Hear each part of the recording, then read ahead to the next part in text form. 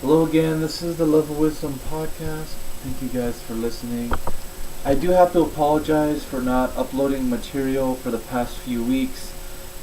Just for a little disclaimer, I don't know if you guys know this, but there was a recent fire in Butte County in the city of Paradise. There's been over 100,000 acres that have burned so far, and I live close by that city, so my family, my girlfriend and I, as well as my loved ones, have personally been affected by this particular fire, so it's been difficult for me to actually upload content in the wake of being in an evacuation near the city of Paradise. But interestingly, with that in mind, given that, it leads directly into my topic, which was today on the law of entropy within this world. Now, when you look at entropy, right, what is entropy and why is it important in this world? Entropy is a law. It's known as the supreme law of nature, and it governs everything that we do. It tells us why our existing worldview is crumbling and what will replace it. For what we know, entropy has three definitions. Entropy is defined as thermodynamic quantity representing the unavailability of a system's thermal energy for conversion into mechanical work, meaning taking something that's of heat value and converting it into work. For example, people's bodies create heat and they ride bicycles, and that creates a mechanical rotation in the bicycle wheels in a chain, which thus creates that form of energy. It's interpreted as a degree of disorder or randomness in a system. Another definition of entropy is seen as an information theory, in which there's a logarithmic measure of the rate of transfer of information in a particular message or language. Entropy is also viewed as a lack of order or predictability, gradual decline into disorder, and an example of this would be in the world, the system of disorder, disarray, disorganization, disorderliness, untidiness, and chaos that erupts from an organized system from human beings established within the confines of the world. In a world where human beings control almost every aspect of life, particularly that in relationship to energy on our planet Earth, the law of entropy remains consistent. It overcomes multiple worldviews, specifically the Christian worldview.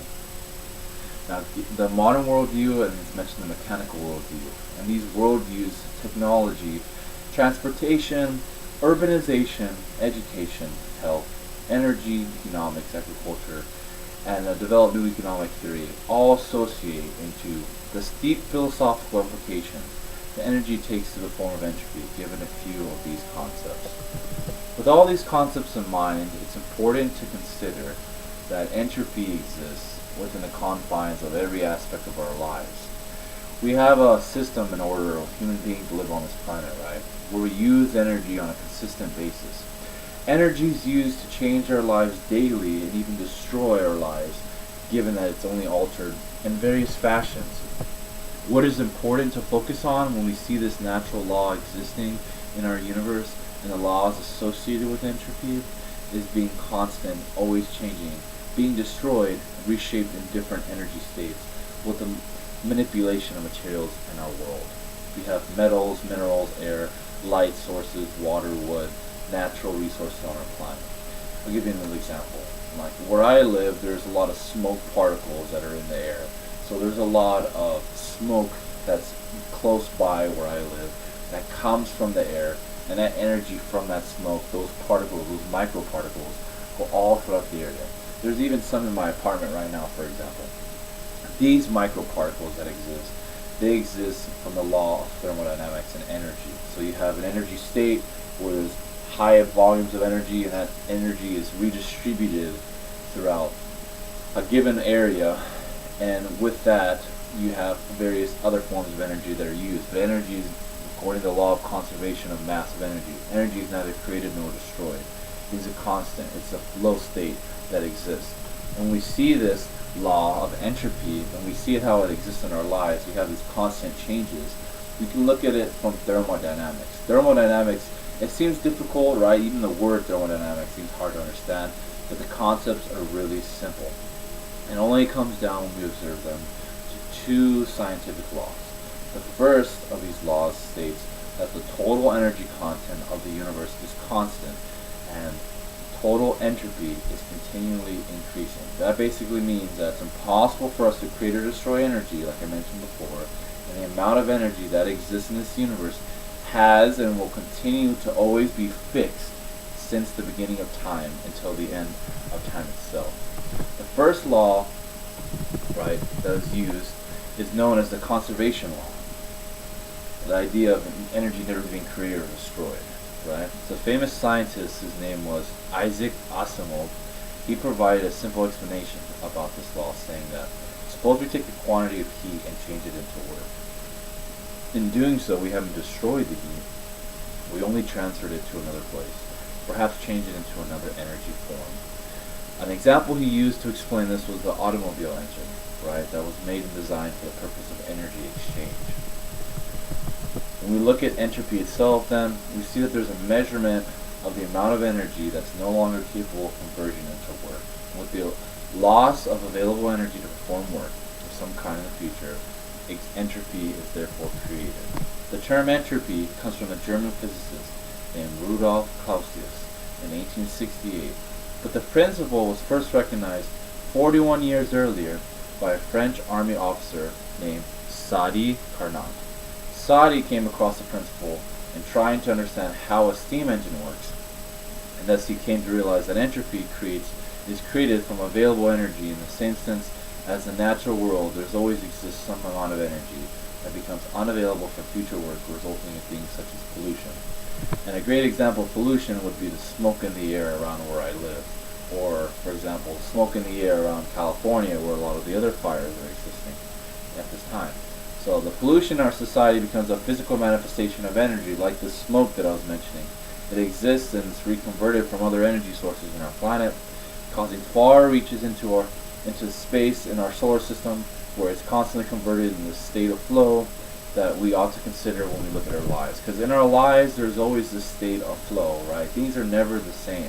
Things always change. At every moment, at any particular time, even while I'm saying this exact word in a sentence, there's a constant change of energy, operating within the microcosmic and the macrocosmic scales, operating in different wavelengths, operating in various forms of flow, even when you're listening to this, and whatever you're doing in the background, the energy state is constantly flowing in your being, in your matter, in your mind. So when we look at entropy and we see that matter that becomes unavailable and distributed in various ways, it establishes what scientists call matter chaos. There's an essence of law that becomes the essence of reality itself. Now, it's interesting, people don't realize this, but energy is really fascinating. It's not just simply redistribution. It's the flow state in our minds. Energy can literally be felt and redistributed in various ways. It can affect our moods. It can affect our emotions. It can affect what we do in this world. For example, another perfect example regarding the fire, like I mentioned before, is that the fire literally affects people's lives. The fire in paradise, people have died over it. People have suffered over it. People have gone through turmoil over it. People can't breathe. It's even difficult for me. Whenever I walk outside, I have to wear a mask so I can not breathe the microparticles in. And I have to close my windows and doors so that the smoke doesn't come in, so that I get diseases or it causes problems with where I am. The second law that's established from entropy that talks about these energy flow states from high to low describes what it is in our universe that exists in the state of flow and chaos, because there's nothing consistent but the flow and energy beyond how we can see things as human beings.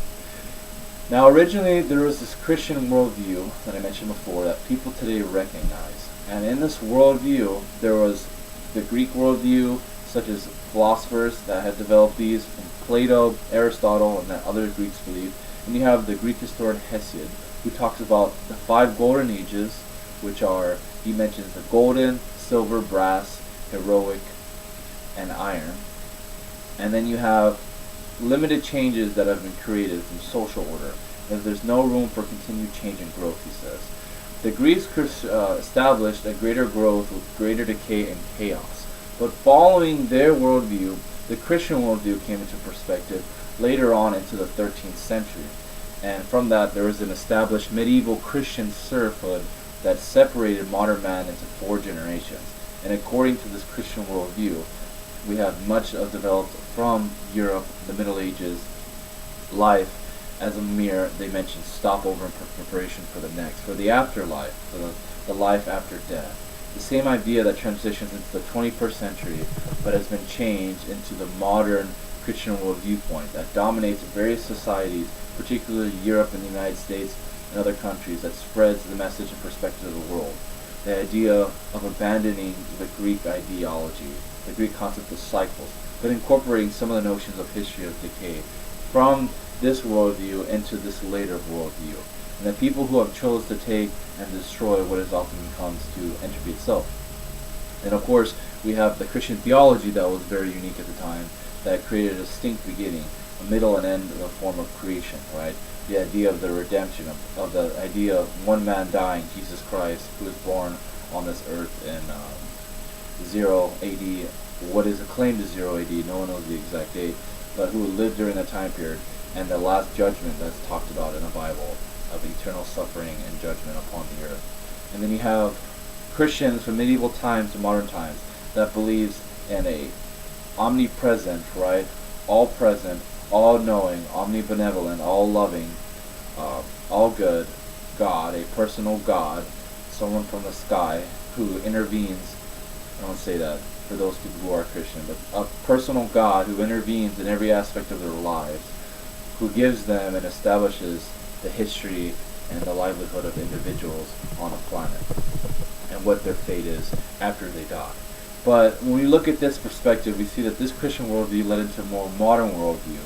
And a lot of these worldviews, this particular modern worldview, came from direct individuals. This particular one came from lectures and very famous professors, such as Jacques Ellul, who challenged the notion from Plato, Aristotle, St. Paul. We have Paul from the Bible, right? You have Paul, who talks about the book of Romans, etc. You have St. Augustine, which is another famous theologian who's spoken about. He references the Bible. And you have all these other intellectual giants that have been used from ancient and medieval times. And this more modern worldview took into consideration the machine age, the industrial revolution that occurred during the 19th century. And it was the idea that things came from less evolved, less precise, to more precise, speed and accurate at the premier values of that time period. So we had things such as locomotion, we had the steam engine, we had various boats, we also had other technologies that had started to advance at such a rapid rate that allowed from various feats of engineering to develop our society and expand the world around us.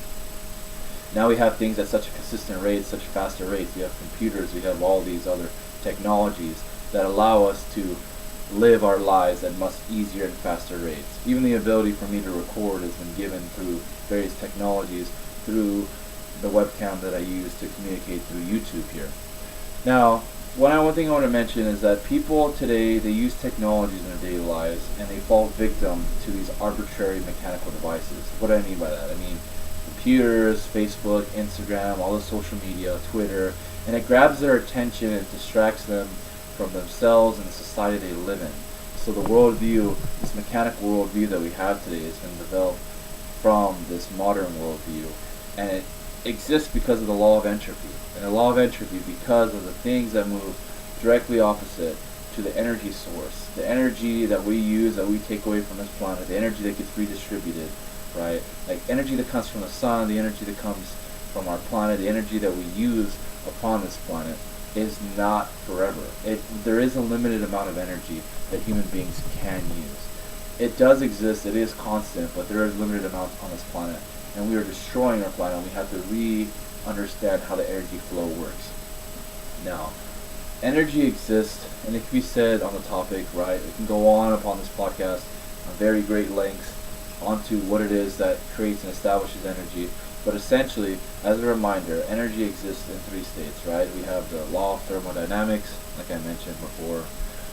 We also have the law of conservation of energy, that energy can neither be created nor destroyed, and that all the energy that exists on this planet and this universe is constant.